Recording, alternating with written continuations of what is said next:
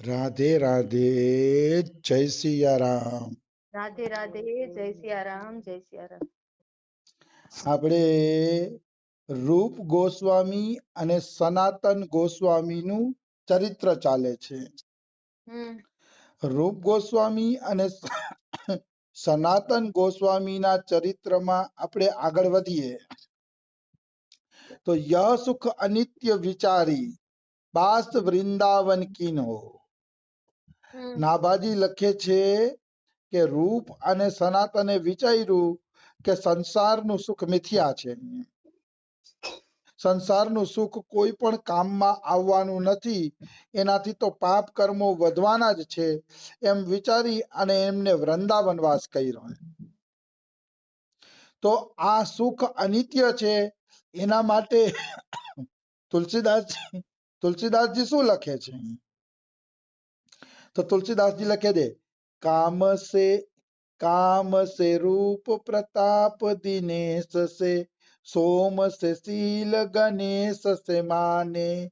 મતલબ કામ સે રૂપ એટલે કામદેવ જેવું રૂપ હોય કોઈનું, એમ પ્રતાપ દિનેશ જેવો હોય, દિનેશ એટલે સૂર્ય, મતલબ કામદેવ જેવું રૂપ હોય, સૂર્ય જેવો કોઈનો પ્રતાપ હોય કે તેજ હોય કે એમ. અને સોમ સે શીલ, સોમ એટલે ચંદ્ર જેવું કોઈનું શીલ હોય, મતલબ ઠંડક હોય, ચંદ્ર જેવો કોઈનો ઠંડો સ્વભાવ હોય. અને ગણેશ સે માને, અને ગણેશની જેમ એની પ્રથમ પૂજા થતી હોય, બધી જગ્યાએ જાય તો એને માન મળતું હોય, ભલે એવા રહ્યા કે.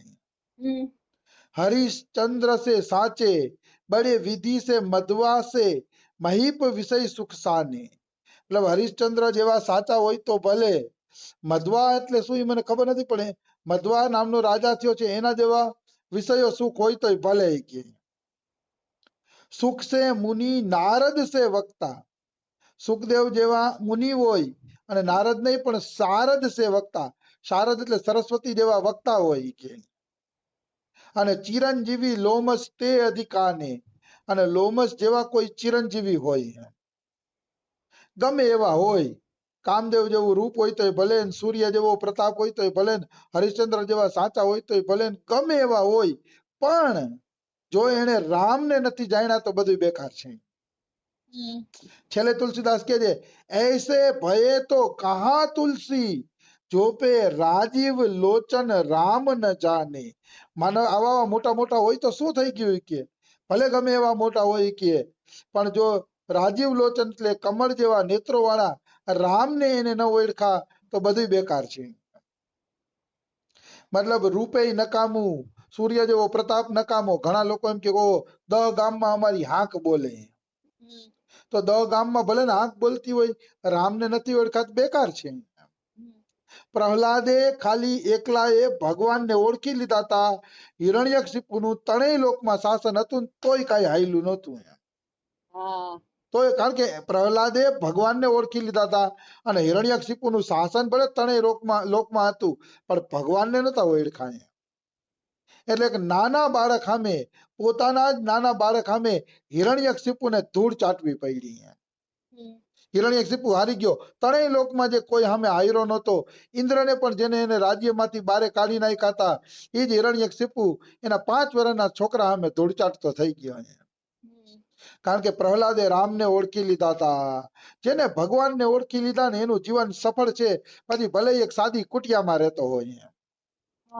અને ભગવાનને નથી ઓળખાતો, કરોડો રૂપિયા પણ નકામા છે, બેકાર છે. એમાં કોઈ એટલે કોઈ શંકા નથી. આવી વાત છે. એટલે ભગવાનને ઓળખો, ભગવાનને નથી ઓળખાતો બધું બેકાર છે. આ મનુષ્ય જન્મ કેવળ અને કેવળ પરમાત્માને ઓળખવા માટે જ મળ્યો છે. આનું બીજું કોઈ કામ છે જ નહીં. કદાચ એનો કોઈ દસ્તાવેજ કે તો હું કરી દઉં, મનુષ્ય જીવનનું બીજું કોઈ કામ છે જ નહીં. એક જ કામ છે, ભગવાનને ઓળખવાનું. ભગવાનને ન ઓળખા તો માનો તમારું મનુષ્ય જીવન એળે ગયું. તુલસીદાસજી એમ કહે છે, અને ભર્તુહરિ પણ એમ કહે છે કે જ્યાં સુધી શરીર સ્વસ્થ છે, જ્યાં સુધી બુઢાપો દૂર છે કે, અને ઇન્દ્રિયોમાં શક્તિ ભરપૂર છે, હજી આયુષ્ય તમારા હાથમાં છે, ત્યાં સુધી વિદ્વાન પુરુષે પોતાના કલ્યાણ માટે બધો પ્રયત્ન કરી લેવો જોઈએ. હમ. પછી આગ લાગે ત્યારે કૂવો ખોદવો નકામો છે. આ છે ભર્તુહરિનો શ્લોક. હમ. મતલબ ભર્તુહરિ એમ કહે છે કે ભાઈ તમે ભગવત પ્રાપ્તિ માટે જલ્દી કરો. પછી શરીર ધીરે ધીરે ઘસાતું જાય છે, શરીર નબળું પડતું જાય છે, પછી ઇન્દ્રિયો કામ કરશે નહીં, શરીર કામ કરશે નહીં. શું તમે ધૂળ ભજન કરશો પછી એમ? હમ. આગ લાગે ત્યારે કૂવો ખોદવાનો શું પ્રયત્ન કરવો? ઘરમાં આગ લાગી હોય અને કોઈક માણસ કૂવો ખોદે તો એ ઘર કોઈ દી બચી શકે? કારણ કે કૂવો ખોદતા ખોદતા તો 2-3 દી નીકળી જાય અને 2-3 દી કઈ અગ્નિ વાટ ન જોવે, એ ઘરને બાળીને ભસ્મ કરી નાખે, હમ. બાળીને ભસ્મ કરી નાખશે ઘરને. એટલે આગ લાગે ત્યારે કૂવો ખોદવો નકામો. એવી જ રીતે વૃદ્ધાવસ્થા આવી ગઈ તો ભજન કરવું નકામું તો ન કહી શકાય, પણ કઈ કામનું નથી એટલું. હમ. કારણ કે પછી તમારા શરીરમાં આગ લાગી ગઈ હશે, ઇન્દ્રિયો નબળી પડી ગઈ હશે, ગળફા નીકળતા હશે, હાલી શકશો નહીં, ચાલી શકશો નહીં, બધી રીતે શરીર છે ને આગમાં ભસ્મ થઈ જવા માટે તૈયાર હશે. હા. અને પછી ત્યારે તમે કૂવો ખોદવા બેહો કે હાલ હવે ભજન કરી લઉં, તો ભજન થાશે નહીં. હમ. ભજન થાશે નહીં, બહુ કઠિન છે. એમાં કોઈ એટલે કોઈ શંકા નથી. મેં એવા કેટલાય લોકો જોયા છે કે જેને ઘટપણમાં ભજન થઈ શકતું નથી, માળા દ્યો તો પણ એને ગમતી નથી. હા. આવી વાતો પણ સાંભળી છે અને જોયું પણ છે. અને બહુ કઠિન છે વિષયો જેને ભોગવા છે ને, સુખદ સુખે સુખે ભોગવું છે ને, એનું ભજન કરવું બહુ કઠિન છે આગળ જાતા.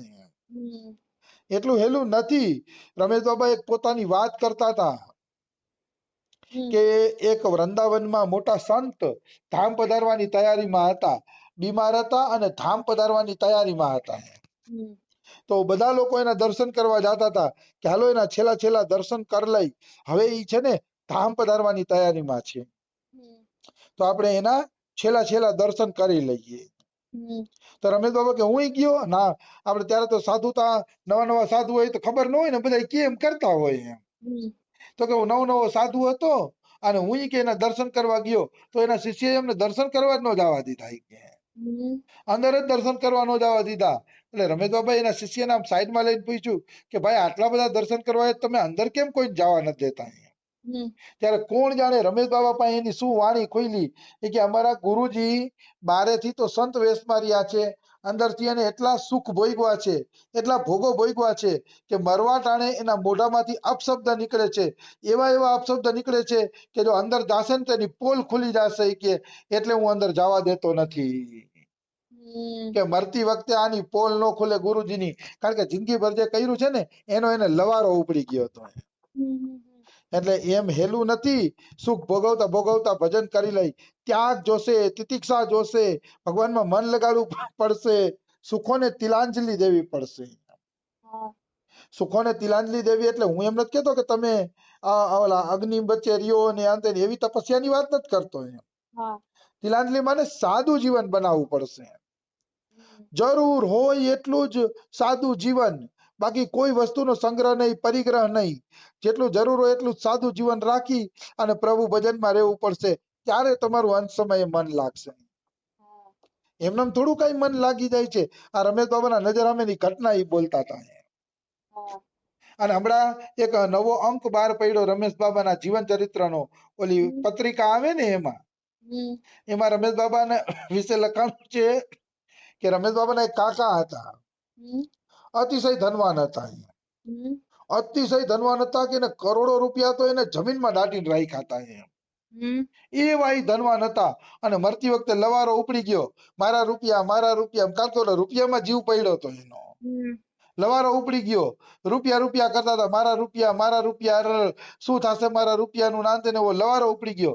પછી રમેશ બાબાને એને મળવા ગયા. ત્યારે કોકે એને કીધું કે મરતી વખતે તમારો રૂપિયામાં જીવ છે ને, તો કોઈ રૂપિયા હારા વ્યક્તિને આપી દો જેથી તમારી આત્માને શાંતિ મળે. ત્યારે એને કીધું કે હું બધા રૂપિયા રમેશ બાબાને આપું છું. ત્યારે રમેશ બાબાની ઉંમર તો 8-9 વર્ષની જ હતી હો. અને રમેશ બાબાના હાથમાં પાટિયું આવ્યું નથી પછી. પણ એને જેવું કીધું ને કે આ રૂપિયા હું રમેશ બાબાને આપું છું ને, પટ કરતા એના પ્રાણ છૂટી ગયા કાકાના. એટલો રૂપિયો એને ભેગો કર્યો હતો. તો આ બધું શું છે? આ સંપત્તિ ના અંતે તમે ભેગી કરો છો પણ તમને ખબર નથી કે આ તમને મરવાય નહીં દે હરખી રીતે. હા મરવા ટાણે તમને યાદ આવશે, તમારા ચિંતનમાં આવશે, ઈ મરવાય હરખી રીતે નહીં દે. હમ આવી વાત છે. હમ આ રમેશ બાબાની પત્રિકામાં હમણાં જ આ ઘટના છપાઈને આવી છે. હમ તો આવી વસ્તુ છે. એટલે મનુષ્ય જાજો કાંઈ સંગ્રહ બંગ્રહ કરવો ન જોઈએ. ઘર હાલી જાય ને વ્યવહાર થોડાક હાલી જાય, બસ ભયો ભયો પછી રાધે રાધે કરવું જોઈએ. હમ એમાં મજા છે. હમ બાકી આગ લાગે ત્યારે કૂવો ખોદવો એમાં મજા નથી. હમ આવી વસ્તુ છે. હમ તો આ લોકોને વૈરાગ્ય કઈ રીતે લાગ્યો? રૂપ અને સનાતન ને. હમ તો કે રૂપ અને સનાતન ને વૈરાગ્ય લાગ્યો ને એની એક કથા છે. હમ કથા એવી છે કે પોતે બે જણા મંત્રી હતા રાજાના. હમ અને રાજાના મંત્રી હતા અને એકવાર હિસાબ કરતા હતા. હિસાબ કરતા હતા ને તો થોડોક હિસાબમાં મેળ આવતો નહોતો. હમ અને ઈ હિસાબનો મેળ કરવા માટે ભાઈ બે જણા મથે, એટલા મથતા હતા ને કે રાતના 1-1.5 વાગ્યો હોય. હમ હિસાબ મળે નહીં અને રાતના 1-1.5 વાગી ગયો. હમ પછી બે ભાઈઓને પાણીની તરસ લાગી. એ કે હવે કઈક પાણી બાણી પીએ, આમાં હિસાબમાં તો મેળ આવતો નથી, આ ભૂલેય મળતી નથી, થોડુંક પાણી બાણી પીએ. એ કે હમ તો ઓલો કે પાણી નહીં, આપણે શરબત જ પીએ. ઉભા રહ્યો, નોકરને બોલાવવું છે. હમ પણ નોકરને બોલાવ્યો અને નોકરને કીધું કે જા ભાઈ અમારા માટે શરબત બનાવી આવે. હમ એટલે નોકર શરબત બનાવવા માટે ગયો. હમ હવે નોકર એ બિચારો હું છે 1:30 વાગે નીંદરમાંથી ઉઠ્યો હતો. હમ એટલે એનું મન શરબત બનાવવામાં નહોતું. એ જિંદગી નકામી ને. હા હાજી હજૂરી કરવી જિંદગી નકામી. એમ જનાબાઈની જેમ હોય તો બરોબર છે. હમ જનાબાઈ નામદેવના ઘરે કામ કરતા, પણ એ એવું કામ કર્યું એને કે એના છાણામાંથી વિઠ્ઠલ વિઠ્ઠલ અવાજ આવવા માંડ્યો. હા ભક્તના ઘરે તો નોકર બનીને રહેવું પણ સારું. હમ બાકી આ બધું નકામું. રાજા બાજાના નોકર બનવું નકામું. એ તમને એક વેતય નવરા ન થવા દે તો જિંદગીમાં તમે સુખ ભોગવવા માટે નવરા જ ન થાવ તો જિંદગી શું કામની? હમ બેકાર જિંદગી છે. તો ઓલો નોકર શરબત બનાવવા ગયો તો એને બિચારાને શરબત બનાવવામાં મન નહોતું. હમ એટલે એને શું કર્યું, શરબતમાં ખાંડની જગ્યાએ લોટ નાખી દીધો, મેંદાનો. હમ મેંદાનો લોટ નાખી દીધો અને મેંદાનો લોટ નાખી ઘોળીને આ બે ભાઈઓને આપી દીધો કે લ્યો આ તમારો શરબત. હમ અને ઈ બે ભાઈઓ પણ ભાઈ એવા તરસા થયા હતા ને કે લોટ વાળું પાણી પી ગયા તો એને ખબર ન પડી કે અમે લોટ વાળું પાણી પી ગયા છીએ. હમ આ દુર્દશા છે જો જીવોની. હા હરખી રીતે ખાઈ પી પણ ન શકે તો તમે કમાવ છો શેના માટે? હમ આટલી મંત્રીપણું કરો છો, આટલી મહેનત કરો છો અને તમે સાંસારિક સુખે હરખા ભોગવી નથી હકતા. ધિકાર છે એવા જીવનને. હમ સાંસારિક સુખે તો પછી તમારું કમાવાનું શું રહ્યું? એના કરતા સાધુ બની જવું સારું. સાધુને બેઠા રોટલા મળે છે. હમ અને અત્યારે તો ભાઈ બરસાનામાં કઈ સાધુ સેવા થાય છે. એક એક કુટિયાએ સંત આવે છે. ચોખા, દાળ, ઘી જે જોતું હોય એ દઈ જાય છે. કેટલો રૂપિયો શેઠિયા આપે છે બરસાનામાં. વાહ અરે અમારા એક બે સંતોએ તો 4 સ્કૂટી રાખ્યા છે. ચારેય દિશામાં ચારેય સ્કૂટી ફરતા જ હોય. સંતોને કાંઈ જોતું હોય તો પહોંચાડવા માટે 4 સ્કૂટી રાખ્યા છે. વાહ એવા હું કોઈના નામ એટલે નથી દેતો કે નામ દઈને કોઈના સેવાના વખાણ કરવા નકામા. હમ નામ ન દેવાય કારણ કે સેવાઓ ગુપ્ત રહે સારું. હમ તો એ સંત એવી સેવા કરે છે કે એને ગોડાઉન બનાવ્યું છે.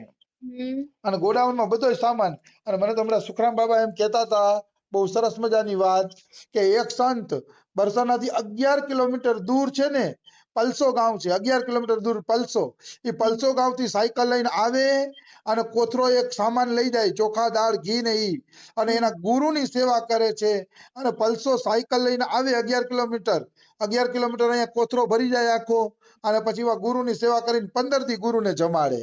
હમ મને તો બહુ આનંદ આવ્યો, અતિ આનંદ આવી ગયો કે કેવી ગુરુ સેવા.